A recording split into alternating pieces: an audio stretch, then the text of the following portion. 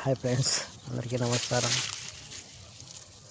ఒక్కసారి రేట్ ఉండి కాయ పుచ్చిపోయి నష్టం వచ్చింది నాకు. ఇంకోసారి కాయ సైజు రాక అంతా గోళీలు అయిపోయి నష్టం వచ్చింది.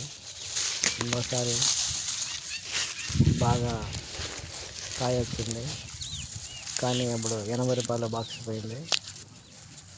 ఒకరోజు 300 బాక్సులు పెట్టినా. ఆ 300 బాక్సులు పండించేకి 2 లక్షలు అయింది. కానీ 300 బాక్సులు అయితే 80 రూపాయలతో ఆటో వాళ్ళకి 30 రూపాయలు, కూలి వాళ్ళకి 50 రూపాయలు సరిపోయింది. ఇట్లా సుమారుగా దాదాపు 4 లక్షలు నష్టం వచ్చేసింది. అందుకోసం ఈసారి పట్టేసి కూడా డబ్బులు లేక పట్టేసి పెట్టాను. రేట్ వచ్చింది, కాయ రాలేదు, ఇట్లా నష్టమైంది. డబ్బు లేని వాళ్ళు వ్యవసాయం చేయకూడదు. డబ్బు ఉండే వాళ్ళు వ్యవసాయం చేస్తే కోలుకుంటారు.